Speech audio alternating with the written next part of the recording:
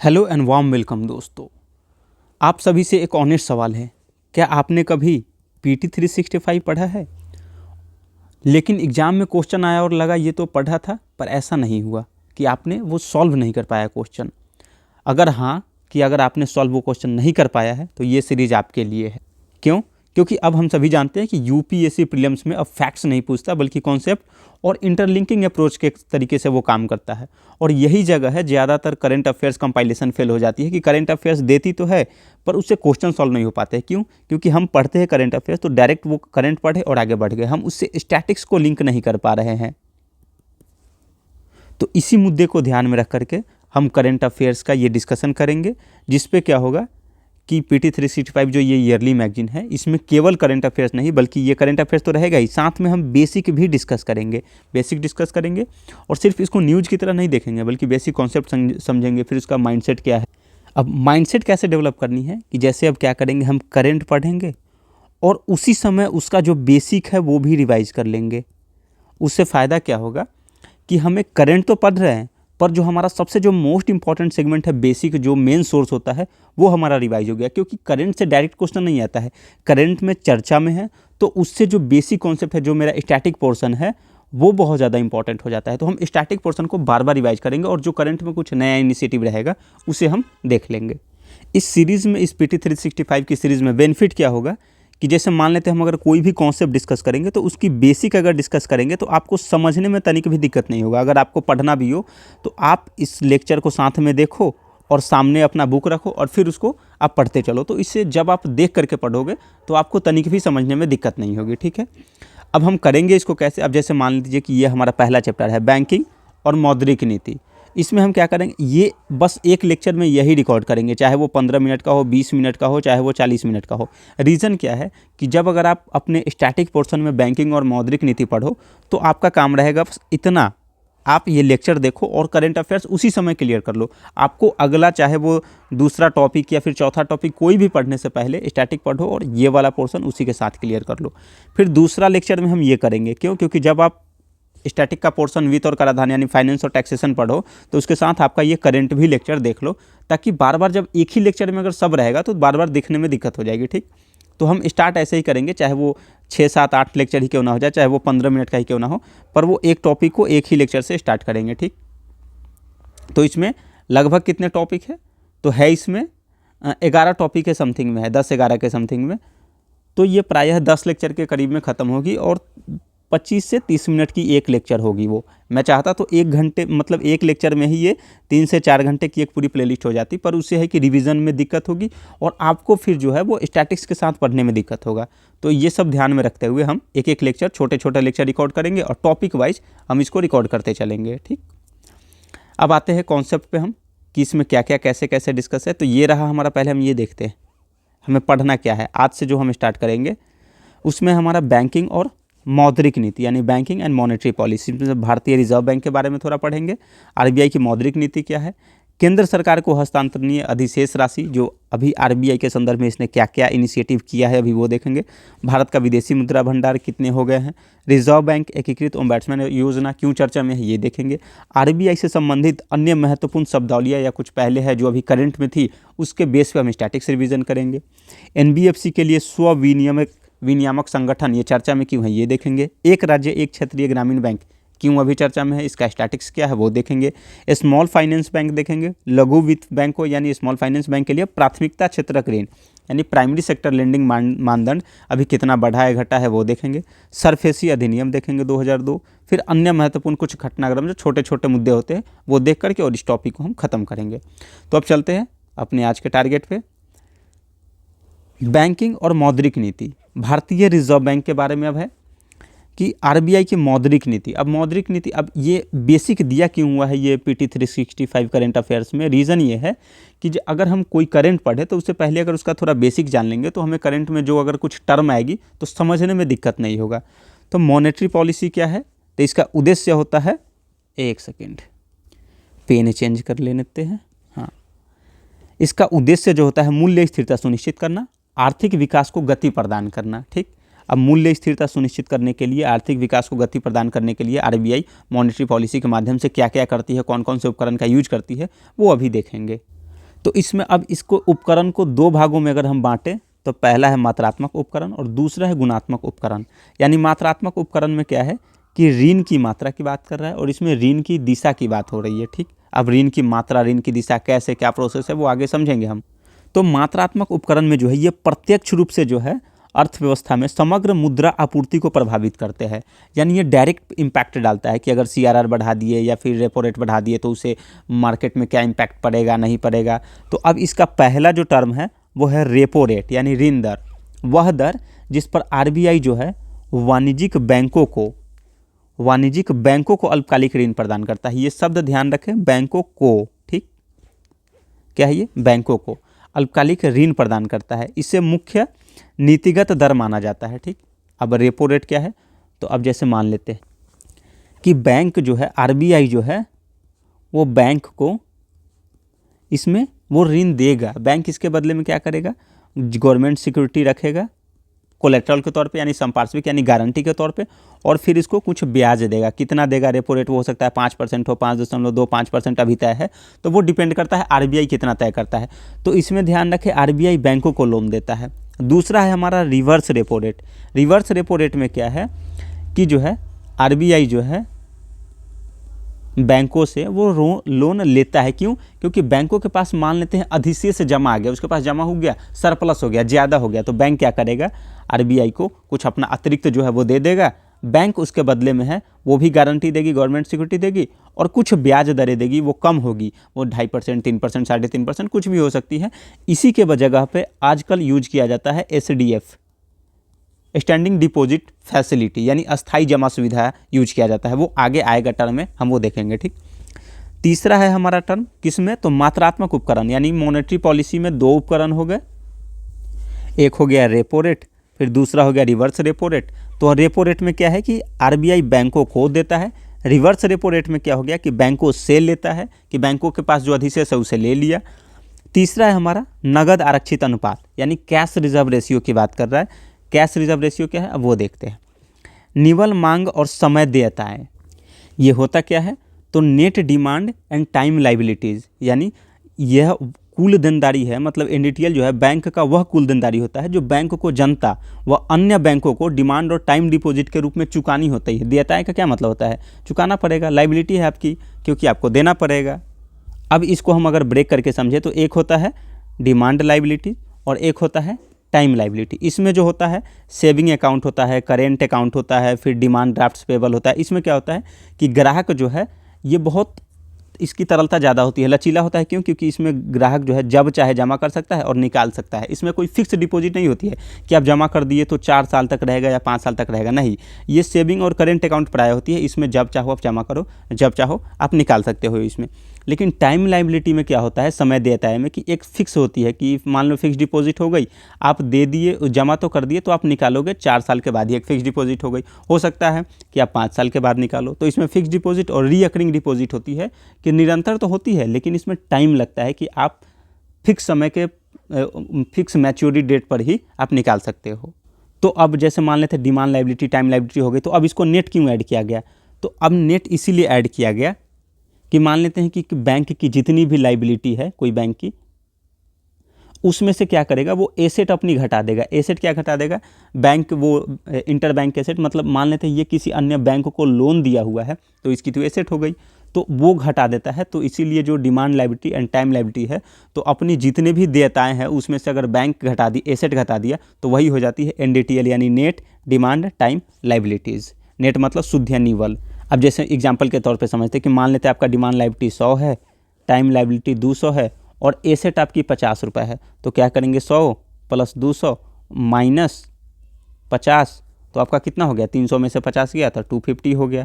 तो ये आपका क्या हो गया, NDTL हो गया। ये आपका हो गया डिमांड लाइबिलिटीज़ DL, ये हो गया टाइम लाइबिलिटीज़ और ये हो गया आपका एसेट। तो demand liability and time liabilities में से जो है एसेट अगर घटा देते हैं तो वही हमारा हो जाता है NDTL, net demand time liabilities. अब ये NDTL होता क्या है, तो इसी के बेस पे है जो है RBI वो CRR SLR ये सब तय करता है। ठीक, तो अब समझते हैं क्या होता है।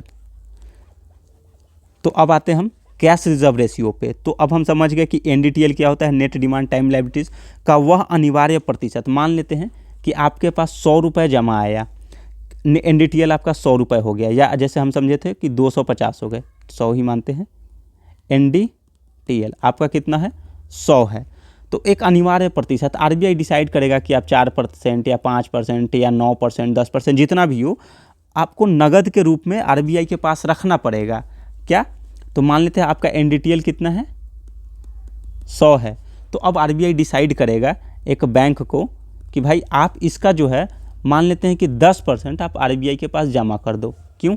क्योंकि मान लेते हैं कभी बैंक डिफ़ॉल्ट हो गया या कुछ घटना हो गई जिससे बैंक, मान लेते हैं जैसे विजय माल्या वाला घटना हो गया, कि PNB में वैसे घटना हो गया, किसी बैंक में मान ले कोई NPA बढ़ गया या कोई चुकता नहीं हुआ, तो इमरजेंसी में क्या करे कि RBI इसको देगा वो जो 10% था, तभी तो वो अपने कस्टमर को दे पाएगा जो कस्टमर जमा किए हुए थे। इसी सुरक्षा के लिए CRR रखा जाता है।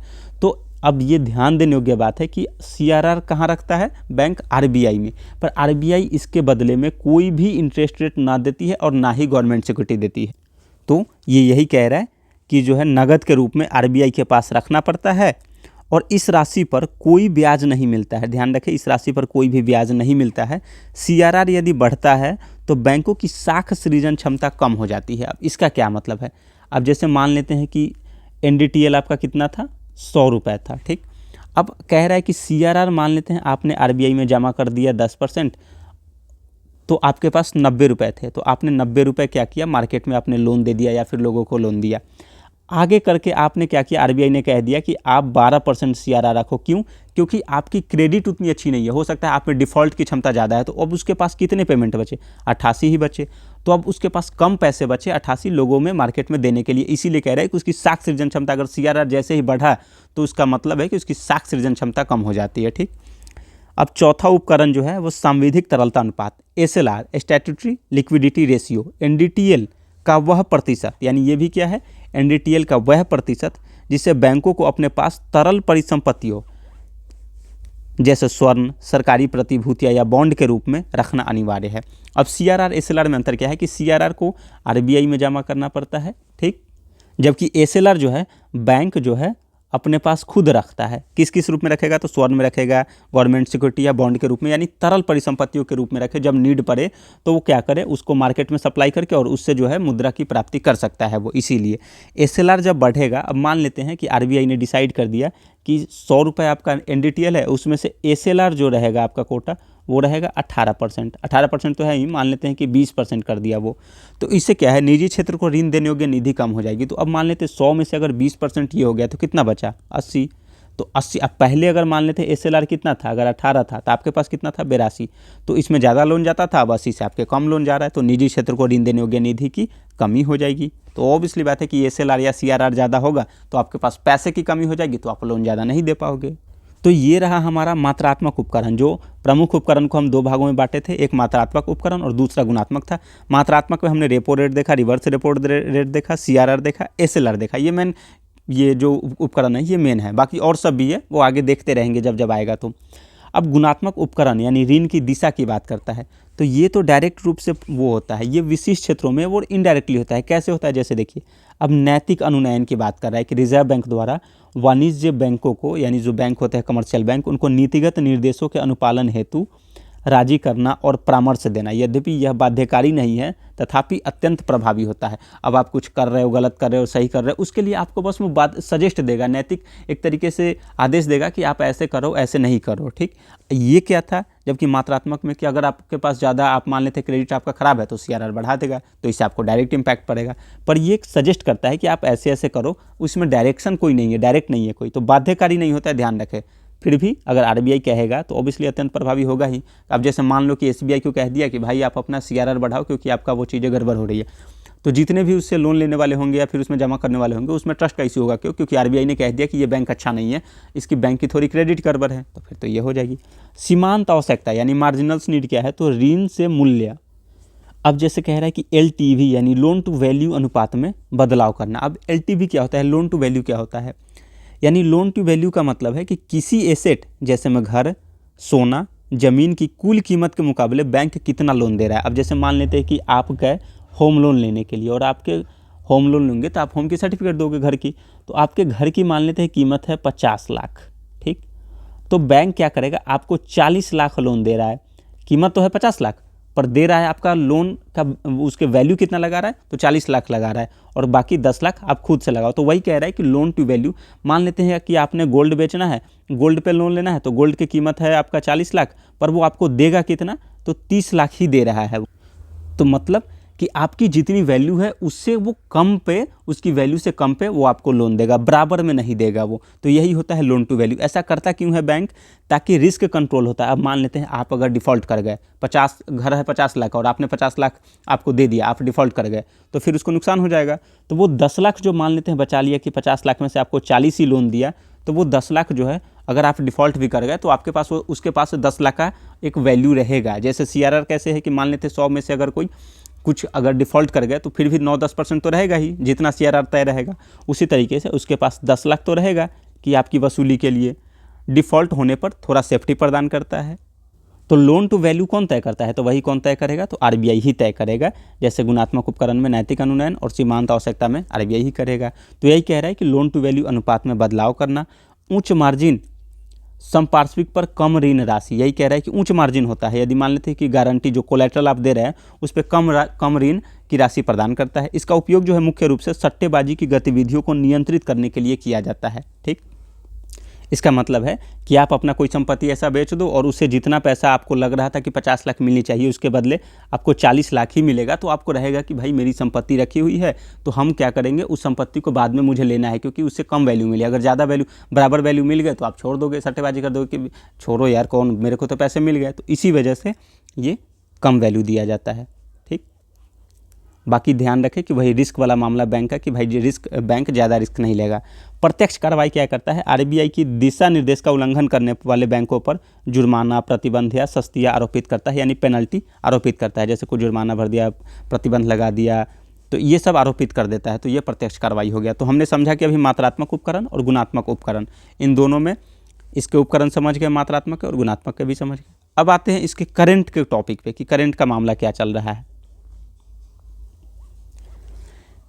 पहला हमारा करंट का टॉपिक है कि केंद्र सरकार को हस्तांतरणीय अधिशेष राशि।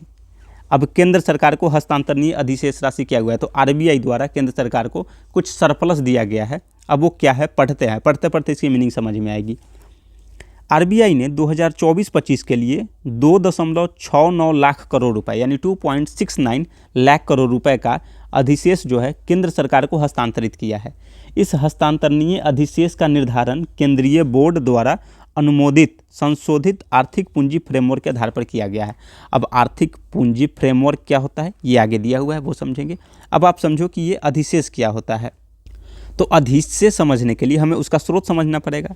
तो अब RBI की स्रोत समझते हैं कि सरकारी प्रतिभूतियों पर ब्याज, जैसे मान लेते हैं RBI को कुछ इनकम होता है, आय होता है, तो कहाँ कहाँ से होता है, उसी के बेस पे मान लेते हैं कि RBI के पास 50 लाख रुपए आया या 50 रुपये आया, तब वो क्या करेगा, उसके यूज के लिए है कितना, मान लेते हैं वो 30 रुपये उसके यूज के लिए है, तो 20 रुपये जो अधिशेष है वो केंद्र सरकार को दे देगा कि लीजिए आप अपना यूज कीजिए, आप अपना वो कुछ लोक कल्याणकारी कार्य या फिर रेवेन्यू के लिए यूज कीजिए वो। तो यही होता है अधिशेष। बाकी इसको देखते हैं।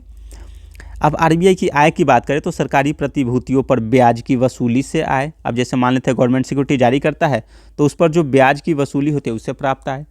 तरलता प्रबंधन संसाधन, जैसे चल निधि समायोजन सुविधा, LAF, लिक्विडिटी एडजस्टमेंट फैसिलिटी की CRR, SLR हो गया, रेपो रेट, ये सब हो गए। उससे प्राप्त निवल ब्याज जो उससे प्राप्त होता है, नेट ब्याज होता है, वो हो गया। ऋण से सिग्नियोरेज यानी मुद्रण से प्राप्त लाभ जो है, सिग्नियोरेज क्या होता है ये ध्यान रखें, यानी मुद्रण से प्राप्त लाभ। इसका मतलब होता है कि RBI की जो मुद्रा प्रिंटिंग करता है, तो अब प्रिंटिंग करने में जो कॉस्ट लगा और जो प्रिंट हुआ उसमें दोनों में अंतर होता है, यानी कि फेस वैल्यू और प्रिंटिंग कॉस्ट दोनों में अंतर होता है। अब 500 के नोट को मान लो प्रिंटिंग करने में 2 रुपये कॉस्ट लगा, पर उसकी फेस वैल्यू कितनी है, 500 हो गई। तो इस दोनों के बीच का जो अंतर है वही सिग्नियोरेज कहलाता है, यानी मुद्रण से प्राप्त लाभ। तो अब इससे जो लाभ प्राप्त होगा RBI को वो भी उसका आय हो गया कि भाई आप 500 रुपये के नोट में आपके 3 ही रुपये लगे पर उसका दाम 500 हो गया। तो यही बात हो गई। फिर उसके बाद विदेशी मुद्रा निवेश पर अर्जित आय। विदेशी मुद्रा निवेश, अब मान लेते हैं कि किसी फॉरेन सिक्योरिटी के, वो भी प्राइवेट में नहीं, गवर्नमेंट सिक्योरिटी पे निवेश किया तो उससे जो अर्जित ब्याज मिला उस पर वो उसका भी आय हो जाएगा।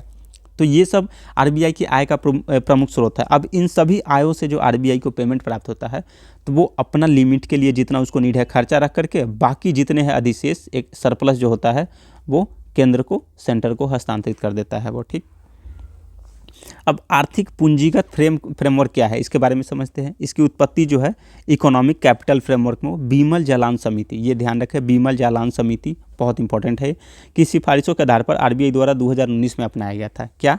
तो आर्थिक पूंजीगत फ्रेमवर्क, ईसीएफ यानी उद्यम व्यापी जोखिम प्रबंधन, enterprise wide risk management ERM framework 2012 का एक अभिन्न अंग है। यानी ईसीएफ जो है उद्यम व्यापी जोखिम प्रबंधन 2012 में आया था, इसका एक अभिन्न अंग है। ये क्या है?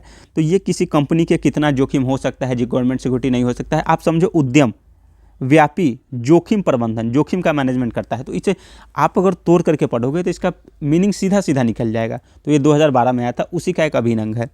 अवधारणा क्या है? तो ईसीएफ रिस्क प्रोविजनिंग के उचित स्तर को निर्धारित करने और आरबीआई अधिनियम 1934 की धारा 47 के तहत जो है किए जाने वाले लाभ वितरण के लिए एक पद्धति प्रदान करता है। मतलब इसका ये हुआ कि बस आप इसमें ये ध्यान रखें कि आरबीआई अधिनियम 1934 की धारा 47 के तहत ये जो वितरण जो है वो दिया जाता है, जो लाभ वितरण की एक पद्धति प्रदान किया जाता है कि कैसे केंद्र सरकार को वो ट्रांसफ़र किया जाएगा, किस प्रोसेस के माध्यम से अपना जितना भी रिस्क का मामला है वो सब रख करके और अधिशेष का स्थानांतरण करेंगे। तो ये ध्यान रखें, आरबीआई अधिनियम 1934 की धारा 47 यानी सेक्शन 47 की बात कर रहा है। अब जैसे मान लेते हैं कि ये क्या है, अब रिस्क प्रोविजनिंग की बात कर रहा है, तो अब ये कमेटी क्या तय किया था? तो जो कमेटी कुछ तय किया गया था उसी को रिस्क प्रोविजनिंग की बात करें। अब जैसे देखते हैं ईसीएफ के तहत आर्थिक पूंजी के घटक क्या है, यानी इकोनॉमिक कैपिटल फ्रेमवर्क के तहत आर्थिक पूंजी के घटक क्या है? तो एक है रियलाइज इक्विटी, यानी इसमें आरबीआई की पूंजी, आरक्षित निधि, आकस्मिकता निधि यानी कॉन्टीजेंट फंड जो होती है, और अस्थि विकास निधि, अस्थि का मतलब होता है संपत्ति, एसेट, अस्थि का मतलब संपत्ति, तो एसेट डेवलपमेंट फंड शामिल है। ये सब शामिल है इसमें। रियलाइज इक्विटी में क्या क्या शामिल है? तो आरबीआई की पूंजी, आरक्षित निधि, आकस्मिकता निधि, अस्थि विकास निधि, और ये सब में कुछ अपने लिए पैसे रखेगा, उसके बाद जो बचेगा वो हस्तांतरण करेगा। तो किस किस चीज़ के लिए पैसे रख सकता है आरबीआई अपने पास, ये सब दिया हुआ है। अब आस्तिक विकास निधि, अस्थि विकास निधि क्या होता है? अस्थि का मतलब होता है एसेट, ध्यान रखें। तो जैसे मान लें तो उसका खुद का सॉफ्टवेयर डेवलप करना है, कुछ कर्मचारी का देना है, कुछ उसके जितने भी खुद के खर्चे विकास के लिए है, विकास के लिए करेगा, तो उसके लिए भी निधि रखेगा। आकस्मिक जोखिम बफर यानी कंटिजेंट रिस्क बफर, सीआरबी, मौद्रिक और वित्तीय स्थिरता, ऋण और परिचालन संबंधी जोखिमों के लिए प्रावधान करने हेतु आरबीआई की रियलाइज इक्विटी का घटक है। अब कितना, जैसे अब देखते हैं, मान लेते हैं आकस्मिक जोखिम बफर, वो अपने जोखिम के लिए कुछ तय करेगा। तो ये बीमल जालान कमेटी जो है वो समिति, वो लिमिट तय की थी कि आरबीआई अपने बैलेंस शीट का जितना उसके पास इनकम आया, बैलेंस शीट आया, 5.5 से लेकर 6.5% तक अपने पास रखे, बाकी सरकार को दे दे। यानी 5.5 से कितना, तो 5.5 से लेकर 6.5 तक, मान लेते उसके पास 100% आया तो 5.5 से 6.5% रखे, बाकी वो सरकार को हस्तांतरण कर दे। तो यही सरप्लस में होता है कि अब उसके अपने खर्चे से जो भी ज़्यादा हो वो सरप्लस होगा, अधिशेष होगा। ठीक, अब दूसरा है ईसीआई के, पहला घटक था रियलाइज इक्विटी, दूसरा घटक है हमारा पुनर्मूल्यांकन शेष यानी री इवैल्यूएशन बैलेंसेस। इसमें वे अप्राप्त लाभ, अनरियलाइज गेन, जो अभी प्राप्त नहीं हुआ है, कुछ प्राप्त नहीं हो रहा है, या निवल हानियाँ होती है जो विनिमय दर, सोने की कीमत या ब्याज दर में उतार चढ़ाव के परिणाम स्वरूप उत्पन्न होती है। अब जैसे आप एक्सचेंज रेट कर रहे हो तो उसमें आपके उतार चढ़ाव हो रहे हैं, पैसे में, सोने की कीमत में घट या बढ़ हो रही, हो सकता है आपका रेट बढ़ गया, आपके जो संपत्ति है उसकी रेट तो बढ़ गई पर आपको प्राप्त ही नहीं हुआ, तो ये उतार चढ़ाव वाला मामला है, पर उसमें कुछ एक्चुअली अभी प्राप्त नहीं हो रहा है। ठीक, अगर ईसीआई यानी इकोनॉमिक कैपिटल फ्रेमवर्क, आर्थिक पूंजी फ्रेमवर्क की अगर अवधि की बात करें तो समिति ने कितना तय किया था? तो हर 5 साल में इस फ्रेमवर्क की समीक्षा की जाएगी, यही सिफारिश उसने की थी। तो हमने ये समझ लिया अब कि ये आरबीआई केंद्र सरकार को हस्तांतरणीय अधिशेष राशि वाला क्या मामला है, आरबीआई अधिशेष राशि को कैसे देती है, अधिशेष राशि होती क्या है ये। ठीक, दूसरा हमारा टॉपिक है भारत का विदेशी मुद्रा भंडार।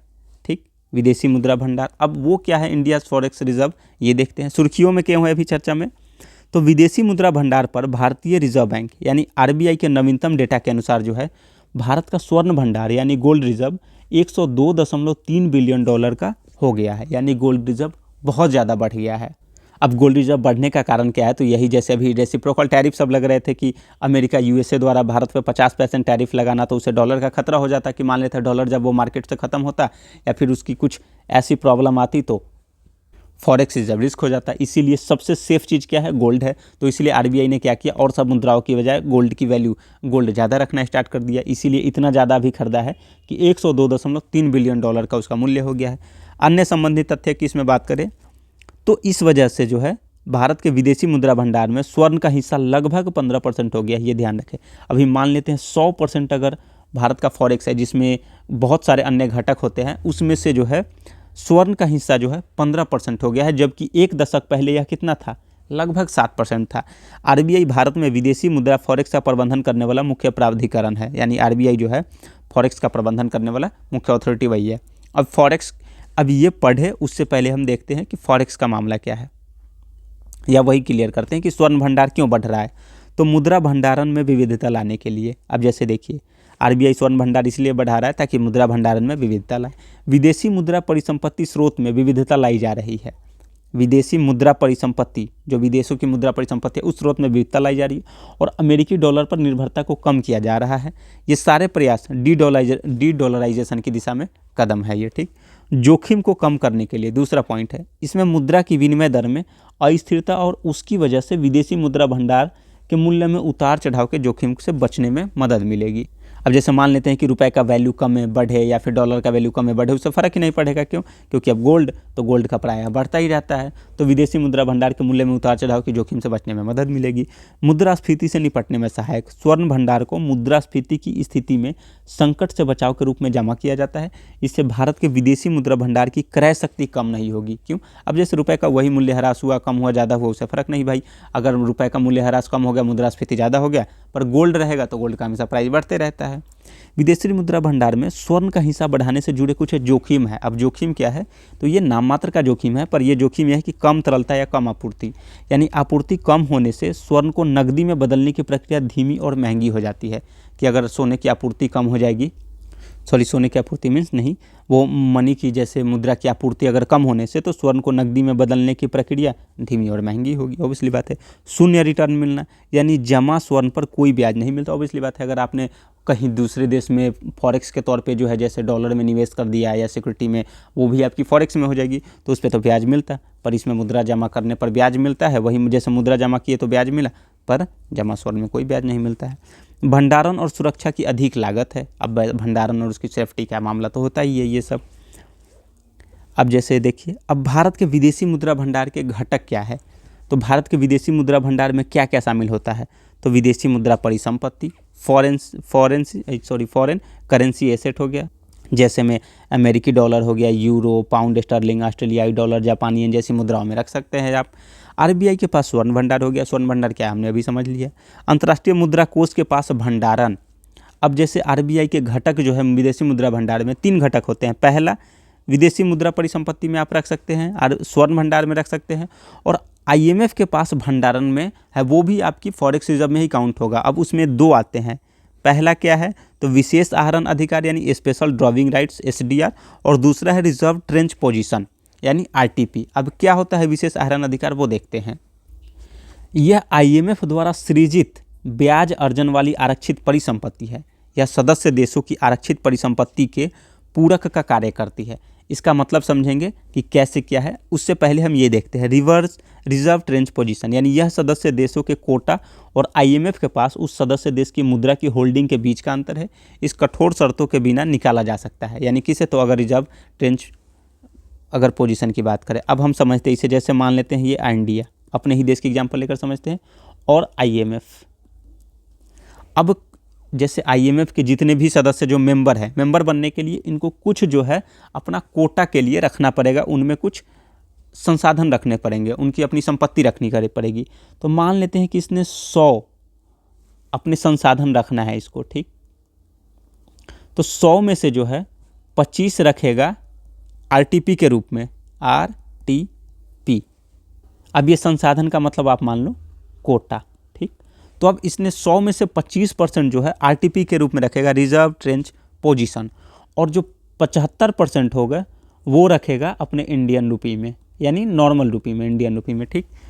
तो ये जो रख रहा है कोटा, उसके बदले में जो है आईएमएफ क्या करेगा, उसको एसडीआर यूनिट देगा। एसडीआर को क्या होता है? तो आईएमएफ का मान लेते हैं वो एक मुद्रा है, पर ऐसी मुद्रा है जिसकी भौतिक अस्तित्व नहीं है, वो बस एक यूनिट है। जैसे मान लेते हो आप अपने अकाउंट आप ऑनलाइन पेमेंट करते हो, तो ऑनलाइन पेमेंट करते हो तो आप कैश में कुछ नहीं देते, बस आप ट्रांसफ़र कर देते हो और दिखा देते हो कि आपके अकाउंट में 100 रुपये चला गया।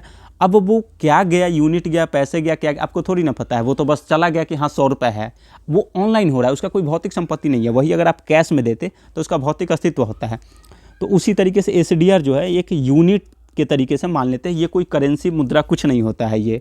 तो यही कह रहा है कि वो आपको SDR देगा। अब मान लेते हैं कि आपने 25 दिया और ये 75 ये दिया, तो उसके बदले में आपको SDR देगा। अब ये SDR देता क्यों है, यूज क्या है कि मान लेते हैं आपको फ्यूचर में कभी लोन लेना है या कुछ ज़्यादा पेमेंट लेना है तो जितना SDR तक लिमिट है उस लिमिट तक तो आप निकाल सकते हो कि आपका RTP है, ये डायरेक्ट निकाल सकते हो, इस पर ब्याज आपको नहीं देना पड़ेगा IMF का। पर इस लिमिट से अगर ज़्यादा निकालना है SDR, तो आप SDR का यूज कैसे होता है कि SDR आप IMF को बोलो कि मुझे कुछ लोन चाहिए, तो IMF क्या करेगा। अब जैसे मान लेते हैं ये इंडिया और ये हो गया जापान, अब ये IMF हो गया, तो आपके पास SDR है, तो SDR कहेगा जापान को कि IMF कहेगा जापान को कि SDR आप ले लो और इसके बदले में आप इंडिया को लोन दे दो। तो यही SDR का यूज होता है कि जितने भी सदस्य देश मेंबर है IMF के, आपस में लोन की लेन देन करने के लिए SDR का यूज होता है। तो RTP और SDR समझ गए। RTP जो होता है वो जो होता है, जैसे आप 100 कोटा जमा किया तो उसमें से 25% जो है फॉरेन करेंसी के रूप में रखेगा, क्या फॉरेन करेंसी, और बाकी 75% इंडिया खुद के रुपये के रूप में रखता है। तो उसके बदले में आपको SDR कुछ यूनिट्स मिलते हैं जो लेन देन में काम होता है। आप इंडिया जैसे मान लेते हैं यहाँ इंडियन गवर्नमेंट वो RTP को 25% डायरेक्ट उसको नीड पड़े तो वो ले सकता है, उसमें कोई दिक्कत नहीं है। 25% से ज़्यादा सीमा तक लोगे तो आपको ब्याज लगेगा। अगर जैसे जितना RTP है उतना तक लेगो तो आपको ब्याज नहीं देना पड़ेगा। फिर आपका ये सवाल होगा कि फिर हम इंडियन रूपी में क्यों देते हैं। अब मान लेते हैं किसी अन्य देश को लोन देना हो, जैसे श्रीलंका, पाकिस्तान, तो उस सबको कुछ रुपए की नीड हो क्योंकि वहाँ भारत के करेंसी से कुछ लेन देन करना हो, तो इसके लिए हर देश अपना अपना मुद्रा रखता है और कुछ फॉरेन करेंसी रखता है। तो ये RBI के विदेशी मुद्रा घटक है, जो विदेशी मुद्रा परिसंपत्ति हो गया, RBI के स्वर्ण भंडार हो गया और अंतर्राष्ट्रीय मुद्रा कोष हो गया। उसमें 2 होता है, विशेष आहरण अधिकार यानी स्पेशल ड्रॉविंग राइट्स, और रिजर्व ट्रेंच पोजीशन होता है, दोनों अलग अलग होते हैं। अगर SDR को थोड़ा और डिटेल में देखो तो हम इसको देख लेते हैं ये कि SDR क्या है, स्पेशल ड्रॉविंग राइट्स। अगर इसकी मीनिंग समझे हिंदी में, जैसे उसका क्या है, तो स्पेशल मतलब विशेष, यानी नॉर्मल करेंसी नहीं है, सिर्फ IMF जो मेंबर है उसके लिए है। ड्रॉविंग का मतलब होता है निकासी या निकालने का अधिकार होता है, कैश नहीं, निकालने का अधिकार है पर कैश नहीं है। राइट्स का मतलब हो तो समझ के IMF का क्या अधिकार होता है। तो SDR जो है स्पेशल ड्रॉविंग राइट्स IMF की खुद की करेंसी यूनिट है, ना नोट ना सिक्का, बस अकाउंटिंग मनी है वो, जैसे हमने बात किया पे UPI वाला, ठीक।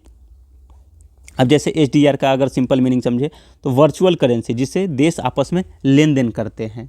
SDR किस पर आधारित होता है, तो अब IMF में 5 जो करेंसी है वो यूज होता है। कौन कौन होता है, तो US डॉलर सबसे ज़्यादा यही यूज होता है, ऑब्वियसली बात है। फिर उसके बाद यूरो, चाइनीज युआन जिसको रेनमैन भी कहते हैं, जापानीज येन होता है और ब्रिटिश पाउंड होता है। इसीलिए SDR जो है स्टेबल होता है क्योंकि ये सब बहुत हाई वैल्यू वाले मुद्रा है। तो US डॉलर, ये ध्यान रखें, 5 ही डॉलर का इसमें 5 ही मुद्रा का यूज होता है, डॉलर, यूरो, युआन जिसको रेनमैन भी बोलते हैं चाइना का है, जापान का येन और ब्रिटिश का पाउंड ब्रिटेन का। अब इसको एकदम सिंपल लाइफ से समझे तो जैसे मान लेते हैं कि आपके पास अमेजोन वैलेट है, वैलेट में पैसा है पर वो कैश नहीं है, जैसे वही हमने समझा UPI वाला, ज़रूरत पड़े तो कैश में कन्वर्ट कर सकते हैं, यही है SDR IMF वैलेट है, पर आपके पास वो नहीं है, आपके पास वो एक यूनिट है या वर्चुअल है वो। तो अगर जैसे अब आपको SDR यूनिट तो मिल गया, जैसे आपने कुछ कोटा जमा किया आपको SDR यूनिट मिल गया, तो SDR मिलते ही इंटरेस्ट नहीं देना होता है। लेकिन अगर यूज कर लिया, जैसे SDR मिला आप अपने पास रखे हो तो आपको कोई इंटरेस्ट नहीं देना पड़ेगा, लेकिन जैसे ही अगर SDR यूज कर लिया तो आपको इंटरेस्ट देना पड़ेगा, ये होता है SDR। अब जैसे इसको इंडिया के संदर्भ में समझे तो ये देखो, जैसे मान लेते हैं IMF ने इंडिया को मान लो 1 लाख करोड़ रुपए दिया, उसके बदले में क्या है, उतने वैल्यू का SDR एलोकेट किया IMF ने। अब ये पैसा RBI की बुक्स में एंट्री के रूप में आ जाता है, एंट्री के रूप में आ गया कि बस हाँ RBI ने इतना SDR कह दिया कि हाँ मैंने इतना SDR एक यूनिट दे दिया, हो गया। अगर इंडिया को फॉरेन करेंसी चाहिए तो SDR को क्या करेगा, USD या यूरो में कन्वर्ट करेगा और दूसरे देश से एक्सचेंज करके वो अपना डॉलर लेगा, SDR वो चेंज करके एक्सचेंज करके, तो SDR का यूज हो ही गया। अब SDR का एक वो देखे तो IMF ने 1959 में SDR का इंट्रोड्यूस किया था। क्यों किया था, तो 1960 में गोल्ड सप्लाई लिमिटेड के लिए US डॉलर पर ज़्यादा डिपेंडेंस था, इसीलिए उसे कम करने के लिए। ग्लोबल ट्रेड बढ़ रहा था तो लिक्विडिटी क्राइसिस की डर से, तो 1969 में SDR इंट्रोड्यूस हुआ था, तो वो ध्यान रखें। अब जैसे मान लेते हैं अगर एलोकेशन की बात करें तो आईएमएफ द्वारा देशों को एसडीआर देना, आईएमएफ अपने मेंबर देशों को उनके कोटा शेयर के प्रोपोर्शन में एसडीआर एलोकेट करता है। जैसे एग्जांपल इंडिया का लेते हैं, इंडिया का आईएमएफ कोटा कितना है, 2.7% के लगभग में है। तो ग्लोबल एसडीआर एलोकेशन हुआ, इंडिया को भी 2.7% एसडीआर मिले। ये आरबीआई की बैलेंस शीट में एंट्री के रूप में आता है। ये मोस्ट वीवीआई पॉइंट है। एसडीआर जो है आरबीआई की बैलेंस शीट यानी फॉरेक्स रिजर्व का वो मामला है वो। ठीक, हमने वो समझ लिया कि एसडीआर मिले, यदि यूज नहीं किए तो नो इंटरेस्ट लगेगा, यदि एसडीआर यूज कर लिए तो इंटरेस्ट देना पड़ेगा आपको। तो अब हमने वही देखा कि एसडीआर बराबर फॉरेक्स रिजर्व का हिस्सा होता है। इंडिया के फॉरेक्स रिजर्व में होते हैं जैसे फॉरेन करेंसी एसेट हो गए, गोल्ड हो गए, एसडीआर और रिजर्व ट्रेंच पोजीशन हो गए, तो एसडीआर रिजर्व एसेट माने जाते हैं। अब समझते हैं आरटीपी के बारे में, रिजर्व ट्रेंच पोजीशन। यानी रिजर्व का मतलब हो गया जो पैसा इमरजेंसी के लिए रखा हो, आपने रिजर्व कर दिया, इमीडिएटली यूज किया जा सकता है। आरक्षित धन या आपात भंडार कहाँ, तो आईएमएफ के पास है। ट्रांस का मतलब हिस्सा, ट्रांस या हिस्सा, किसी बड़े अमाउंट का एक हिस्सा या टुकड़ा। जैसे हमने कहा कि 100% का 100 का 25% जो है वो आरटीपी में और बाकी 75% नॉर्मल में रखा जाता है वो। पोजीशन स्थिति की बात करें तो आपकी राइट है कि आप उसे निकाल सकते हैं कि कैसे क्या यूज करना है उसका। तो अब इसको समझते हैं कि आरटीपी बराबर आईएमएफ में इंडिया की खुद का पैसा, आईएमएफ में इंडिया का खुद का पैसा। जब इंडिया आईएमएफ का मेंबर बना तो कुछ क्राइटेरिया थे, तो उसने कोटा जमा किया क्राइटेरिया के तौर पे, और कोटा दो हिस्सों में गया, पहला फॉरेन करेंसी या गोल्ड पार्ट में और दूसरा इंडियन रुपी में। तो यही जो फॉरेन करेंसी और गोल्ड पार्ट है ये आरटीपी है जो 25% होता है, और ये इंडियन रुपी है ये 75% के समथिंग ऐसा होता है। जो फॉरेन करेंसी वाला हिस्सा है वही क्या कहलाता है, आरटीपी कहलाता है। तो अब समझते हैं आरटीपी का यूज कैसे होता है। तो अब जैसे देखिए इंडिया और आरटीपी के एग्जाम्पल समझते हैं कि मान लेते हैं इंडिया का आईएमएफ कोटा जो है 100 रुपये है, उसमें से 2 रुपये जो है उसने आईएमएफ के पास रखा फॉरेन करेंसी में, तो यही 2 रुपये जो है यानी 2 लाख करोड़, अगर 10 लाख समझेंगे तो 2 लाख, अगर 100 रुपये समझे तो 2 रुपये आरटीपी हो गया। अगर इंडिया आईएमएफ से ये निकाले, अगर वो जितने 2 लाख अगर आरटीपी के रूप में रखा अगर वो निकालेगा तो उस पर लोन नहीं होगा, इंटरेस्ट नहीं, क्योंकि ये हमारा ही पैसा है। आपने जितना रखा, अगर कुछ इमरजेंसी हो गया तो आप उसे निकालो जितना फॉरेन करेंसी में रखा था। आईएमएफ देशों का ज्वाइंट इमरजेंसी फंड है वो, कि जब आपको नीड पड़ रहा है, बैलेंस ऑफ पेमेंट का क्राइसिस हो रहा है तो आप निकाल सकते हो। हर देश पैसा डालता है, ज़रूरत पड़ने पर कोई देश निकाल सकता है, पर आईएमएफ कोई देश नहीं है, इसलिए वे हर देश की करेंसी एक्सेप्ट करता है। हर देश को अपनी करेंसी और कुछ फॉरेन करेंसी में रखना होता है। तो ये है हमारा एसडीआर और आरटीपी जो था, रिजर्व ट्रेंच पोजीशन जो था ये। तो अब भारत के विदेशी मुद्रा घटक में हमने विदेशी मुद्रा भंडार के घटक में विदेशी मुद्रा परिसंपत्ति रख लिया, समझ गए। फिर स्वर्ण भंडार समझ गए, फिर आईएमएफ के पास जो रखे होते हैं 2 एसडीआर और आरटीपी, ये समझ गए। ठीक, अब चलते हैं नेक्स्ट आर्टिकल पे। नेक्स्ट आर्टिकल क्या है हमारा, इसमें टाइम लगेगी, पर हमने कहा ना कि जब हम करंट अफेयर्स डिस्कस करेंगे तो करंट तो रहेगा ही, करंट अफेयर्स तो रहेगा ही, बस अगर उसका बेसिक नहीं समझेंगे तो फिर करंट अफेयर्स का यूटिलाइजेशन हम नहीं कर पाएंगे, उसका यूज़ कैसे, उसका एप्लीकेशन क्या है वो नहीं समझ पाएंगे। तो सबसे ज़्यादा जरूरी है कि करंट अफेयर्स जो चर्चा में है वो तो ध्यान देंगे ही, प्लस में क्या करेंगे जो बेसिक उससे रिलेटेड है वो हमारी क्लियर होनी चाहिए। अब मेरा नेक्स्ट आर्टिकल है कि रिजर्व बैंक का है कि एकीकृत ओम्बड्समैन योजना 2021, रिजर्व बैंक का इंटीग्रेटेड ओम्बड्समैन स्कीम 2021। अब सुर्खियों में अभी क्यों है ये, तो केंद्र और राज्य सहकारी बैंकों को बैंकिंग रेगुलेशन एक्ट 1949 यानी 1949 के तहत रिजर्व बैंक एकीकृत ओम्बड्समैन योजना 2021 के दायरे में लाया गया। तो कौन, तो केंद्रीय और राज्य सहकारी बैंकों को, ध्यान रखें, केंद्रीय और राज्य सहकारी बैंकों को बैंकिंग रेगुलेशन एक्ट 1949 के तहत रिजर्व बैंक जो है रिजर्व बैंक एकीकृत ओम्बड्समैन योजना 2021 के दायरे में लाया गया। तो स्कीम का नाम क्या है, रिजर्व बैंक एकीकृत ओम्बड्समैन योजना के तहत इसके दायरे में लाया गया। अब क्या है ये ओम्बड्समैन योजना, इसके दायरे में लाने से क्या फ़ायदा होगा, क्या नुकसान होगा, क्या प्रोसेस है वो देखते हैं। अब आरबी रिजर्व बैंक आईओएस यानी इंटीग्रेटेड ओम्बड्समैन स्कीम 2021 उद्देश्य क्या है, तो विनियमित संस्थाओं के ग्राहकों को, जो संस्थाओं का विनियमित करता है उसके ग्राहकों को जो है त्वरित, किफ़ायती और सक्षम वैकल्पिक शिकायत निवारण तंत्र प्रदान करता है। कि मान लेते हैं बैंक के ग्राहक को कुछ प्रॉब्लम हो गई, तो अगर उसको वो तत्काल शिकायत के लिए जो है आरबीआई तो है ही, तो आरबीआई क्या करेगा, वो आरबीआई एकीकृत ओम्बड्समैन योजना के माध्यम से ये उसका शिकायत का निवारण करेगा। कवरेज क्या होगा, तो आरबीआई की नई घोषणा से पहले इस योजना के दायरे में निम्नलिखित संस्थाएं शामिल रही है। आरबीआई की नई घोषणा से पहले जो शामिल है कौन कौन है, तो सभी वाणिज्यिक बैंक, क्षेत्रीय ग्रामीण बैंक यानी रीजनल रूरल बैंक आरआरबी, अनुसूचित प्राथमिक शहरी सहकारी बैंक, ध्यान रखें अनुसूचित प्राथमिक शहरी सहकारी बैंक, तथा 50 करोड़ रुपए की जमा राशि वाले गैर अनुसूचित प्राथमिक शहरी सहकारी बैंक भी शामिल थे। ठीक, तो ये सब पहले से शामिल थे। लेटेस्ट में क्या शामिल हुआ है, तो वही केंद्र और राज्य के सहकारी बैंक हुआ। फिर पहले से शामिल में क्या है कि गैर बैंकिंग वित्तीय कंपनियां, जिसमें हाउसिंग फाइनेंस कंपनियों को छोड़कर, ये बहुत ज़्यादा इंपॉर्टेंट है, ध्यान रखें कि एनबीएफसी तो है ही कि नॉन बैंक फाइनेंस कंपनी, उसमें हाउसिंग फाइनेंस कंपनियों को छोड़ करके जो जमा राशि स्वीकार करती है, यानी वैसी एनबीएफसी जो जमा राशि स्वीकार करती है उसका, या फिर कस्टम इंटरफेस रखने के लिए ऐसे जो भी हो वो इसके दायरे में आती है। किसके, तो ओम्बड्समैन योजना के तहत आती है। यानी ऐसी एनबीएफसी जो जमा राशि स्वीकार करती हो और जिसका परिसंपत्ति का आकार 100 करोड़ है, यानी उसके पास जो एसेट हो वो 100 करोड़ की एसेट होनी चाहिए वो, और कस्टमर इंटरफेस तो कस्टमर से संबंधित जानकारी रखने के लिए अधिकृत हो।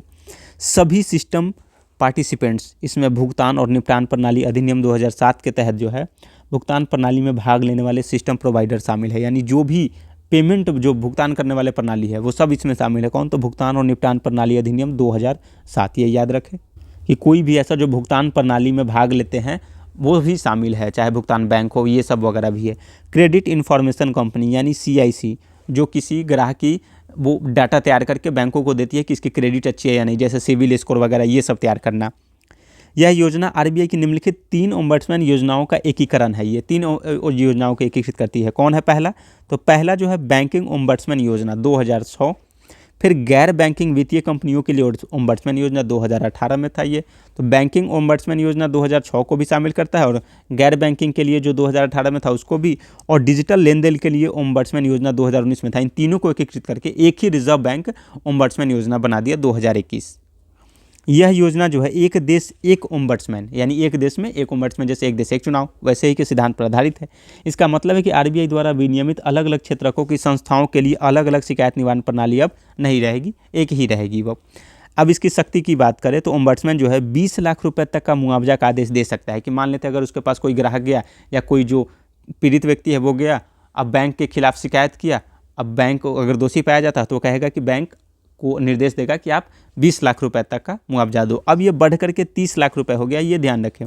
साथ ही वह शिकायतकर्ता के समय, यानी जो शिकायत करता है उसके समय, खर्च और किसी भी मानसिक परेशानी और उत्पीड़न के वजह में 1 लाख रुपए तक का अतिरिक्त मुआवजा देता था। अब ये बढ़ करके 3 लाख रुपए हो गया। तो 20 से 30 लाख और 1 लाख से 3 लाख।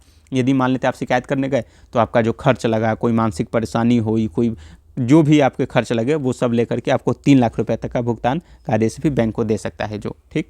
ये सब लागू 30 लाख और 3 लाख वाला मामला लागू कब होगा, तो 1 जुलाई 2026 से ये लागू हो रहा है। जो 30 लाख यानी 20 लाख के जगह पे मुआवजा 30 लाख मिलेगा, और जो आपको अतिरिक्त मुआवजा मिलता था आपके खर्चे और वो उत्पीड़न के जगह पे, वो 3 लाख दिया जा सकता है। तो ये है हमारा रिजर्व बैंक एकीकृत ओम्बड्समैन योजना 2021, यानी reserve bank integrated ombudsman scheme 2021। अब नेक्स्ट हमारा आर्टिकल है आरबीआई से संबंधित अन्य महत्वपूर्ण शब्दावलियाँ या पहले। अब इसमें क्या क्या इनिशिएटिव है वो देखते हैं। तो अब कुछ छोटे छोटे टर्मिनोलॉजी है उसको समझते हैं। एसडीएफ यानी अस्थाई जमा सुविधा, हमने अभी उस ऊपर जो देखा था मात्रात्मक उपकरण में, RRR, repo rate, reverse repo rate, ये सभी देखे थे। तो उसी का एक वो भी मात्रात्मक उपकरण ही है अस्थाई जमा सुविधा, यानी स्टैंडिंग डिपॉजिट फैसिलिटी। यह एक मौद्रिक उपकरण है जो वाणिज्यिक बैंकों से बिना किसी संपार्श्विक के तरलता को अवशोषित करता है, ठीक। ध्यान रहिए, बिना किसी संपार्श्विक यानी गारंटी के। आप जैसे समझते हैं एकदम ये क्या है, तो आरआर के जगह पे आया, यानी रिवर्स रेपो रेट की जगह पे आया है। समझ पहले पढ़ते हैं फिर समझेंगे। एसडीएफ ने फिक्स रेट रिवर्स रेपो की जगह ली है, यानी फिक्स रिवर्स रेपो रेट जो था उसकी जगह ली है। ज्ञातव्य है कि एफआरआरआर यानी एफ वस्तुतः तरलता समायोजन सुविधा एलएफ कॉरिडोर की न्यूनतम दर है। एलएफ कॉरिडोर क्या है, तो एलएफ कॉरिडोर ऐसे होती है कि सबसे ऊपर एमएसएफ होती है, फिर उसके बाद रिवर्स रेपो, और उसके नीचे होती है रिवर्स रेपो रेट, ठीक। तो यही कह रहा है कि यह न्यूनतम दर है, तो सही बात है, ये न्यूनतम दर है। यह क्षणिक प्रकृति की तरलता को अवशोषित करेगा। कौन, तो एसडीएफ। यह क्षणिक प्रकृति यानी कम वो प्रकृति की रहेगी, वो कम टाइम का मामला रहेगा, क्योंकि इसे ओवरनाइट के आधार पर संचालित किया जाएगा। ओवरनाइट मतलब बहुत जल्दी वाला, कि एकदम डे टू डे वाला प्रोसेस है वो। लेकिन आरबीआई चाहे तो इसकी अवधि को बढ़ा भी सकता है, ये ध्यान रखें। अगर एग्जामिनेशन हॉल में ऐसे क्वेश्चन आता है कि एसडीएफ ओवरनाइट के आधार पर संचालित एक वो मौद्रिक उपकरण है, सही है। दूसरा स्टेटमेंट कि आरबीआई इसकी अवधि क्या बढ़ा सकती है, तो बिल्कुल सही, ध्यान रखें कि हाँ आरबीआई इसकी अवधि बढ़ा सकती है। LAF के लिए पात्र सभी बैंक और संस्थाएं इस सुविधा का उपयोग कर सकते हैं, जो भी इसके लिए एलिजिबल है वो सुविधा इसका उपयोग कर सकते हैं। SDF जो है ई कुबेर पोर्टल के माध्यम से, ध्यान रखें ई कुबेर आप गूगल पे सर्च करके पढ़ें, या आपको नॉलेज होना चाहिए कि ई कुबेर क्या है। RBI का एक प्लेटफॉर्म है जिसके माध्यम से जो है सिक्योरिटी का या क्रय विक्रय या शेयर्स का क्रय विक्रय होता है। तो ई कुबेर वो पोर्टल के माध्यम से सार्वजनिक अवकाश और सप्ताहांत सहित सप्ताह के सभी दिनों के लिए उपलब्ध रहेगा। सभी दिनों में ई कुबेर माध्यम से सप्ताह के सभी दिनों में उपलब्ध रहेगा, ये ध्यान रखें। तो अब समझते हैं कि SDF है क्या ये। तो जैसे हमने देखा था कि ये RBI हो गया और ये बैंक हो गया, तो जो बैंक के पास अधिशेष था वो देता था RBI को, तो यही था RRR था, वो रिवर्स रेपो रेट था। तो RBI जो उसको ब्याज दर देता था वो फिक्स होता था कि मान ले उसने 3.5% फिक्स कर दिया और उसके बदले में RBI क्या करता था, तो कुछ सिक्योरिटी भी देता था गारंटी के तौर पे, संपार्श्विक के तौर पे। तो अब क्या कह रहा है कि प्रोसेस सेम वही रहेगा, इसका नाम रख देंगे हम SDF और जो गारंटी था गवर्नमेंट सिक्योरिटी इसको हटा देंगे। अब इसकी नीड नहीं है, अब कोई गारंटी RBI को बैंक को देने की नीड नहीं है। RBI बैंक को कोई गारंटी अब नहीं देगा, यानी ना गवर्नमेंट सिक्योरिटी कुछ भी नहीं। तो इसमें फ़ायदा क्या होगा कि ये ब्याज दर जो है ये थोड़ा सा बढ़ जाएगा। क्यों? क्योंकि अब आप कोई गारंटी नहीं दे रहे हो, तो हो सकता है 4.5 हो जाए, 5.25 हो जाए, सीधा 5 हो जाए, तो वैसे हो जाएगा, लेकिन रेपो रेट से हमेशा कम ही रहेगा। MSF मार्जिनल स्टैंडिंग फैसिलिटी जो है वो 5.5 है सबसे ऊपर। ये क्या है, वही हमने कॉरिडोर देखा ना, LAF कॉरिडोर, तो उसी का जो है 5.5 में सबसे ऊपर MSF होता है, फिर उसके नीचे रिवर्स रेपो रेट होता है। अभी ये 5.25 दर है इसका, और RRR की जगह पर अब SDF आ गया जो जिसका दर कम है। तो प्रोसेस सेम यही है, RRR और ये SDF सेम है, बस इसमें कोई कोलेट्रल की नीड नहीं होती है। दूसरा है परिवर्तनीय दर रिवर्स रेपो, यानी वेरिएबल जो रेट है और रिवर्स रेपो है। तो यह RBI द्वारा बैंकों से अल्प अवधि यानी थोड़े समय के लिए अतिरिक्त धन को अवशोषित करने के लिए उपयोग की जाने वाली एक विधि है। तो RRR भी क्या था, RRR की अतिरिक्त जो धन था बैंकों के पास वो RBI अवशोषित करता था। SDF भी क्या है कि अतिरिक्त जो धन है उसको अवशोषित करने के लिए उपकरण है। VRR भी क्या है, तो जो अतिरिक्त धन है वो भी अवशोषित करेगा। अब तीनों में अंतर क्या है, तो RRR में क्या किया जाता था, कोलेट्रल RBI देता था, गारंटी देता था। SDF में कोई गारंटी नहीं देगा पर ब्याज दर तय रहेगा। VRR में क्या होगा, जो ब्याज दर है वो नीलामी के बेस पे तय होगा, यानी वो मार्केट तय करेगा, RBI तय नहीं करेगा।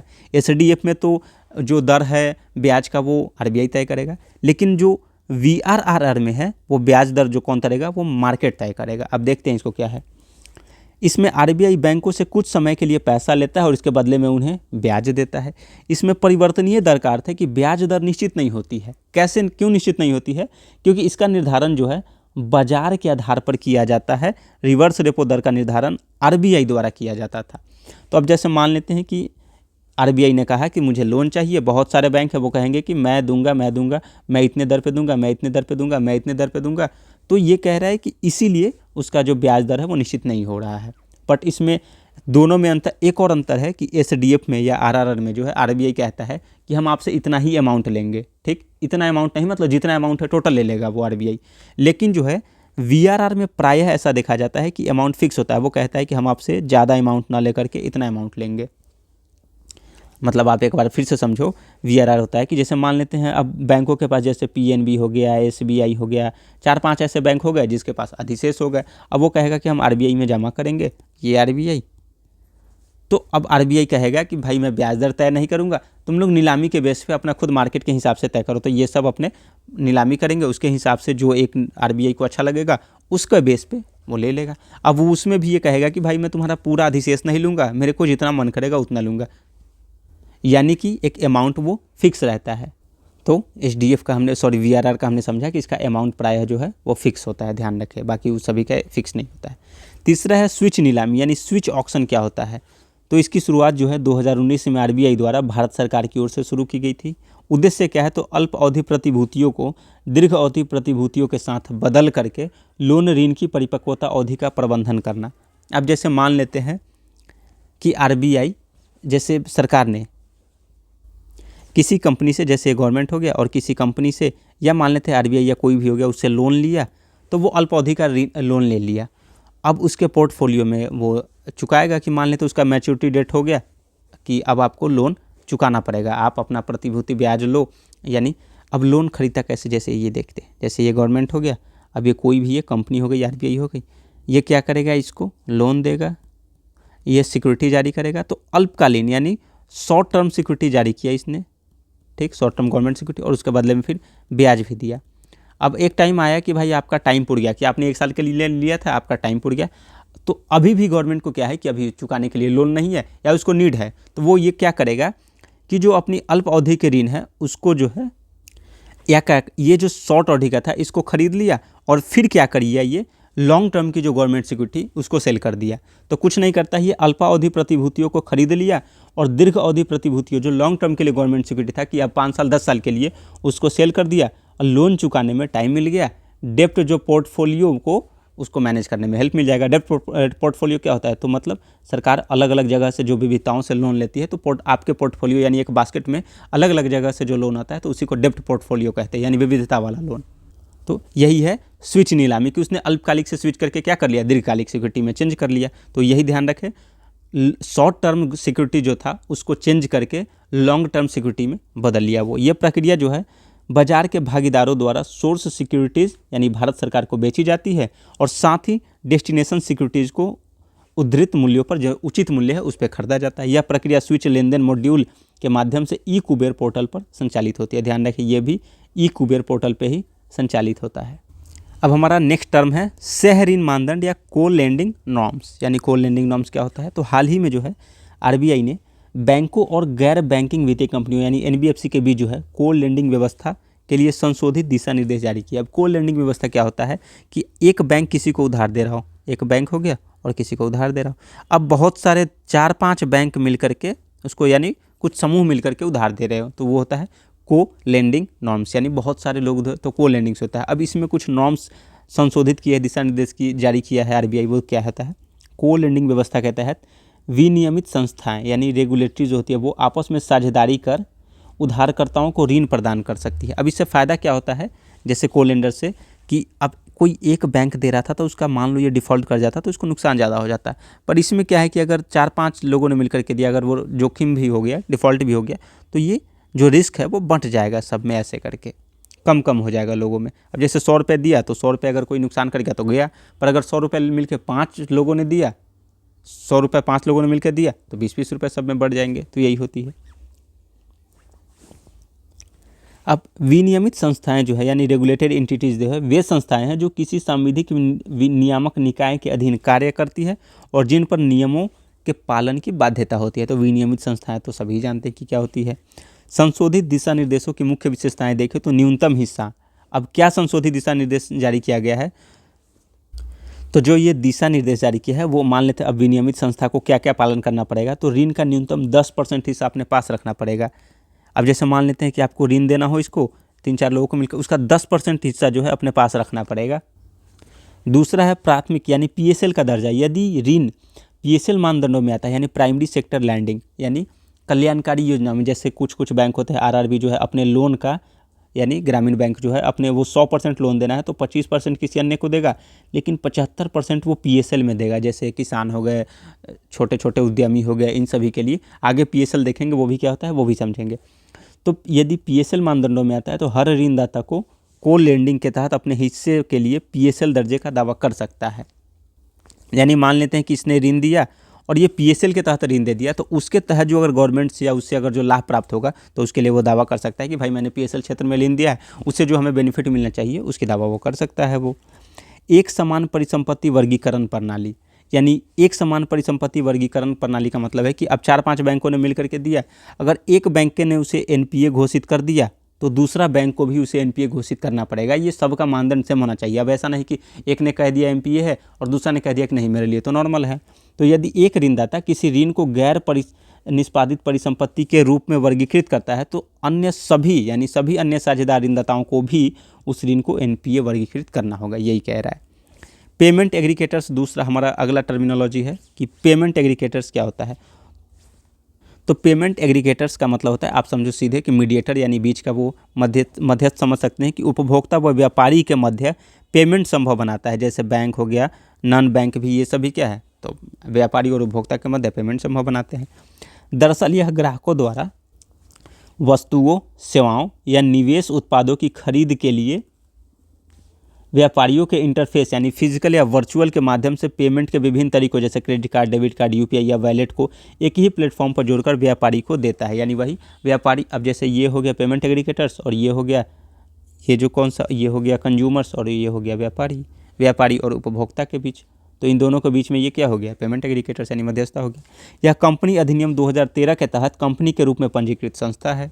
ठीक, अब जैसे पेटीएम, गूगल पे, ये सब याद रखें आप, पेमेंट एग्रीगेटर्स होते हैं ये। कंपनी अधिनियम 2013 के तहत कंपनी के रूप में पंजीकृत संस्था है। नए दिशा निर्देशों के अनुसार जो है अब नॉन बैंकिंग पेमेंट एग्रीगेटर्स के लिए भुगतान और निपटान प्रणाली अधिनियम 2007 के तहत आरबीआई से मंजूरी प्राप्त करना अनिवार्य है। जो नॉन बैंकिंग पेमेंट एग्रीगेटर्स है यानी बैंकिंग वाला जो सिस्टम है उसके लिए आरबीआई से मंजूरी प्राप्त करना उतना अनिवार्य नहीं है, लेकिन जो नॉन बैंकिंग पेमेंट एग्रीगेटर्स है उसके अगर वो भुगतान या कुछ ऐसी मध्यस्थता का काम करता है तो भुगतान और निपटान प्रणाली अधिनियम 2007 के तहत आरबीआई से मंजूरी प्राप्त करना उसको क्या है, अनिवार्य है। तो ये इसी के कारण ये न्यूज में था। वेज एंड मीन्स एडवांस, तो ये जो होता है ये ऋण लेने का एक उपकरण होता है, ऋण लेने का एक उपकरण होता है। अब जैसे तत्कालिक असंतुलन है, जैसे मान लेते हैं गवर्नमेंट को कुछ तत्कालिक उसके बजट में, राजस्व में कुछ असंतुलन हो गया है, कुछ पेमेंट जो उसे लग रहा है कि 3 महीने बाद मेरा पेमेंट आ जाएगा पर फिर भी उसको कुछ दिक्कत हो रही है, तो उस पेमेंट को दिक्कत को दूर करने के लिए, तत्कालिक असंतुलन को दूर करने के लिए आरबीआई से 90 दिनों के लिए लेता है आरआर दर पर, यानी रेपो रेट के दर पर होता है। यदि 90 दिन से लेट हुआ तो रेपो रेट और प्लस में 2% उसको एक्स्ट्रा देना पड़ेगा। किसको, तो गवर्नमेंट देगा आरबीआई को। गवर्नमेंट द्वारा उधार लेने का ये एक विंडो है कि गवर्नमेंट उधार लेने के लिए ये क्या, तो WMA ways and means advance जारी करता है, इसके माध्यम से लेता है, आरबीआई से लेगा। अगर 90 दिनों के अंदर आप चुका दिए तो रेपो रेट पर, 90 दिन से ज़्यादा हो गया तो 2% बढ़ जाएगा आपको, यानी रेपो रेट और प्लस 2%। अब जैसे मान लेते कैसे होता है, तो गवर्नमेंट और कौन कौन से जारी कर सकता है, तो dated government security treasury bill, तो उसी तरीके से एक WMA भी होता है जो तत्कालिक ऋण के लिए होता है। ट्रेजरी बिल्स होता है कि अल्पकालिक, आप 1 साल के लिए भी ले सकते हो, पर ये लोन होगा, पर ये तत्कालिक असंतुलन को दूर करने के लिए WMA लिया जाता है। ये 2 तरीके का होता है, एक नॉर्मल होता है और एक SDF होता है। नॉर्मल में इंटरेस्ट रेट जो होता है वो ऊँच होता है, बिकॉज सिक्योरिटी जो है उतना अच्छा नहीं होता है। नॉर्मल अगर यदि आप वो जारी करते हैं नॉर्मल WMA के माध्यम से यदि लोन लेता है गवर्नमेंट, तो सिक्योरिटी की अगर क्रेडिट उतनी अच्छी भी नहीं है तो भी आप नॉर्मल ले सकते हो, बस उसमें क्या है कि आपको इंटरेस्ट रेट ज़्यादा देना पड़ेगा। बट यदि स्पेशल ड्रॉविंग फैसिलिटी यानी विशेष, कह ही रहा है कि विशेष ड्रॉविंग सुविधा जो है इसमें IR कम होता है। क्यों, क्योंकि गवर्नमेंट सिक्योरिटी अच्छा वाला यानी अच्छा क्रेडिट वाला, अच्छा साख वाला वो सरकार देगा, तो उसे जो है उसको कम ब्याज पे भी वो मिल जाएगी WMA यानी लोन मिल जाएगी। तो SDF होता है, तो ध्यान रखें ये SDF जो है वो स्टैंडिंग डिपॉजिट फैसिलिटी जो वो RRR के बदले में जो ये स्टार्ट की गई थी वो नहीं है, ये अलग है वो अलग है, दोनों बहुत ध्यान से समझे, वो अलग है और ये अलग है। तो अब पढ़ते हैं मामला क्या है। वेज एंड मीन्स एडवांस अस्थाई अग्रिम है, अस्थाई है, ध्यान रखें, अस्थाई अग्रिम एडवांस है जो आरबीआई द्वारा केंद्र सरकार को प्राप्तियों और भुगतानों में अस्थायी संतुलन को दूर करने के लिए दिया जाता है। एडहॉक ट्रेजरी बिल्स के विपरीत WMA का उपयोग जो है राजकोषीय घाटे को वित्तपोषित करने के लिए नहीं किया जाता है। ये अस्थायी संतुलन उसके कुछ खर्चे वर्चे को दूर करने के लिए है, पर राजकोषीय घाटे यानी फिजिकल डेफिसिट को दूर करने के लिए नहीं दिया जाता है। 1997 से पहले का क्या मामला था कि एडहॉक ट्रेजरी बिल क्या होता है, तो 1997 से पहले जब गवर्नमेंट कहे तो आरबीआई मनी प्रिंट कर देता था, तो इससे क्या होता था, राजकोषीय घाटे को दूर करने के लिए यूज किया जाता था एडहॉक ट्रेजरी बिल्स। एडहॉक मतलब तदर्थ होता है, अस्थायी। 1997 से पूर्व का होता था, जो अच्छी बात नहीं है। इसे क्या है, डेफिसिट मोनेटाइजेशन ये कहलाता था कि भाई आप अपने घाटे को दूर करने के लिए मुद्रा प्रिंट करवा रहे हो, तो इससे मुद्रास्फीति बढ़ेगी, बहुत सारी प्रॉब्लम हो जाएगी उससे। तो ये वो नहीं है, ये बस तत्काल असंतुलन को दूर करने के लिए एक लोन है, पर ये राजकोषीय घाटे को ये नहीं करता है, ये ठीक अस्थायी तौर पे होता है। ये राज्य सरकारों और केंद्र शासित प्रदेशों को भी वेज एंड मीन्स एडवांस की सुविधा उपलब्ध है। ध्यान रखें कि केवल केंद्र सरकार ही नहीं, राज्य सरकारें भी और यूटीज़ को भी ये सुविधा उपलब्ध है। WMA लिमिट यानी आरबीआई केंद्र सरकार से सलाह करके तय करता है, यानी जो है एक लिमिट में ही ऋण देगा कि भाई इतने ही लिमिट में इसका ऋण दिया जा सकता है WMA के तहत। ध्यान रखें। कानूनी फ्रेमवर्क की बात करें तो अधिनियम 1934 के तहत जो है आरबीआई को वेज एंड मीन्स एडवांस प्रदान करने के लिए अधिकृत करता है।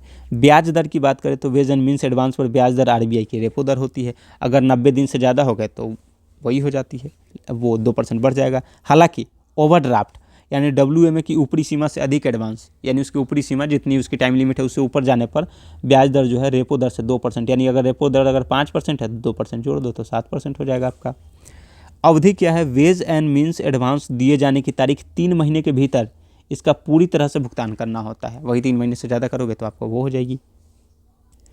नेक्स्ट है हमारा RBI द्वारा शुरू की गई कुछ प्रमुख पहल में क्या है देखते हैं।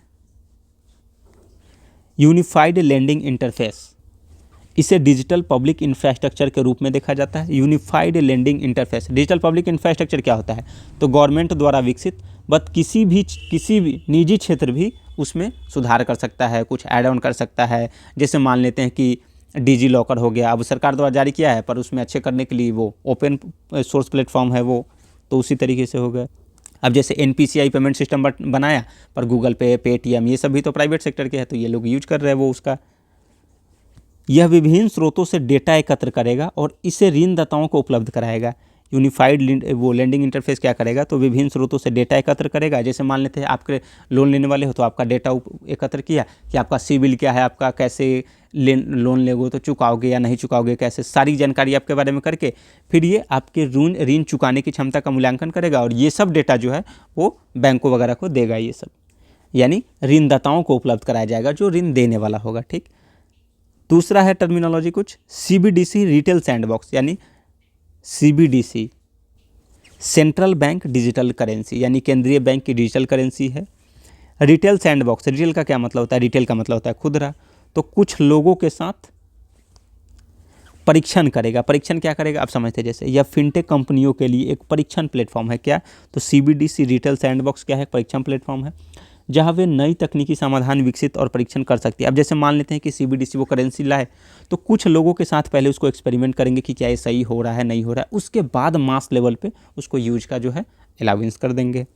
CBDC केंद्रीय बैंक द्वारा जारी फिएट मुद्रा का डिजिटल रूप है। फिएट मुद्रा क्या होता है, जो फेस वैल्यू है और रियल वैल्यू में जो अंतर होता है वही फिएट मुद्रा होता है। फेस वैल्यू और रियल वैल्यू में अंतर गवर्नमेंट और बैंक द्वारा जारी किया जाए तो वो हो जाता है। अगर फिएट मनी को गवर्नमेंट और बैंक द्वारा यदि जारी किया जाता है, गवर्नमेंट या केंद्रीय बैंक द्वारा, और उसको लेना अनिवार्य है, तो वही हो जाता है लीगल टेंडर। फिएट मनी का मतलब होता है कि फेस वैल्यू और जो उसकी इंट्रिंसिक वैल्यू है, यानी जो फेस वैल्यू और रेलिवेंस वैल्यू है उसमें अंतर का बात करता है। कि अब जैसे मान लेते हैं कि 5 रुपये के सोने का सिक्का, उसका फेस वैल्यू क्या हो गया, तो 5 ही रुपये, लेकिन उस सोने के सिक्कों की अगर बात करें उसका अगर रियल वैल्यू क्या हो जाएगा, तो हो सकता है वो 1000 हो जाए, हो सकता है वो 2000 हो जाए सोने के सिक्के का। तो यही कह रहा है कि फेस वैल्यू और जो रियल वैल्यू है उसमें अंतर जो होता है वही फिएट मुद्रा कहलाता है। Certificate of deposit, CD, certificate of deposit, ये एक टर्मिनोलॉजी है। इसका टोकनाइजेशन, टोकनाइजेशन वह प्रक्रिया है जिसमें किसी वास्तविक परिसंपत्ति जैसे स्टॉक का डिजिटल रूप टोकन बनाकर उसे ब्लॉकचेन या डिस्ट्रीब्यूटेड लेजर में भंडारित किया जाता है। अब टोकनाइजेशन कैसे किया जाएगा, जैसे मान लेते हैं कि आपका कुछ है, अब इसको ये भौतिक रूप में है, अब इसको डिजिटल रूप में करने के लिए टोकन के रूप में कुछ कोड दे दिया, 2 4 6 कुछ ऐसे कर दिया, टोकन बना दिया एक ऐसे करके। तो जमा प्रमाण पत्र यानी यही सर्टिफिकेट ऑफ डिपॉजिट जो है, या सर्टिफिकेट ऑफ डिपॉजिट एक प्रक्रम्य है, यानी नेगोशिएबल मुद्रा बाजार लिखत है। इसका मतलब है कि ये एक कंपनी है, ये दूसरी कंपनी है, इससे ये CD दिया और ये कुछ ऐसे राशि वाशी का आदान प्रदान हुआ। अब इस CD को ये कंपनी क्या करेगा, दूसरे के साथ भी वो आदान प्रदान कर सकता है। तो यही कह रहा है प्रक्रम्य नेगोशिएबल, यानी आगे भी खरीदा या बेचा जा सकता है। ये भी अगर चाहे तो आगे खरीदा या बेच सकता है दूसरे किसी कंपनी से। तो यही नेगोशिएबल का मतलब ये हो गया। इसे किसी बैंक या अन्य पात्र वित्तीय संस्थान में जमा की गई निधियों के बदले अभौतिक रूप में या वचन पत्र के रूप में जारी किया जाता है। तो किसके बदले वो जारी किया जाएगा, तो बैंक या अन्य पात्र वित्तीय संस्थान, बैंक या कुछ अन्य एलिजिबल जो वित्तीय संस्थान है उसमें जमा की गई निधियों के बदले अभौतिक, यानी अभौतिक फिजिकल नहीं होना चाहिए, तो अभौतिक रूप में या वचन पत्र के रूप में जारी किया जाता है। निगमकर्ता, जो जारी कौन करता है, तो निगमकर्ता कंपनी, जो कंपनी जारी करती है। अनुसूचित वाणिज्यिक बैंक यानी क्षेत्रीय ग्रामीण बैंकों और लोकल एरिया बैंकों को छोड़कर, यानी अनुसूचित वाणिज्यिक बैंकों को जारी करेगा कोई कंपनी, निगमकर्ता, लेकिन क्षेत्रीय ग्रामीण बैंक और लोकल एरिया बैंकों को छोड़कर LAB और RRB तथा RBI द्वारा अल्पकालिक संसाधन जुटाने के लिए अनुमत चयनित अखिल भारतीय वित्तीय संस्थान को जारी किया जाता है। ये कुछ चयनित वित्तीय संस्थान को, इसे अंकित मूल्य पर छूट के साथ जारी किया जाता है। कि अगर अंकित मूल्य मान लेते हैं 100 है, अगर जैसे ये इसकी फेस वैल्यू 100 है तो इसे कुछ छूट पे जमा करेगा तो अंकित मान लेते हैं 90 पे जमा करेगा, ऐसे करके 90 पे जारी क्यों करेगा, तो अब जायज़ से मान लेते कि ये कंपनी है, दूसरी कंपनी है, इसने क्या किया, इसकी अंकित मूल्य कितना थी 100 थी तो 90 पे जारी किया, लेकिन जब ये खरीदेगा तो फेस वैल्यू पे ही खरीदेगा 100 रुपये, तो इसको क्या हो गया, तो 10 रुपये तो नफ़ा हो गया, तो वही ब्याज में ही काउंट हो जाता है 10 रुपये, तो इसीलिए फेस वैल्यू से कम पे जारी करता है। तो अंकित मूल्य यानी फेस वैल्यू पर छूट या भत्ते के साथ जारी किया जा सकता है। इसकी परिपक्वता अवधि जो है अधिकतम 1 वर्ष तक और न्यूनतम 7 दिन तक होता है। किसकी, तो जमा प्रमाण पत्र की यानी सर्टिफिकेट ऑफ डिपॉजिट की। तो आज हम यहीं तक रहने देते हैं। नेक्स्ट लेक्चर में हम एनबीएफसी के लिए स्व विनियामक संगठन क्या है वो देखेंगे, फिर उसके बाद ज़्यादा नहीं 4-5 पेज और बचे हुए होंगे तो फिर हमारा पहला टॉपिक वो क्लियर हो जाएगा। तो आप सभी यहाँ तक बने रहे देखें, इसके लिए बहुत बहुत धन्यवाद। जय हिंद दोस्तों।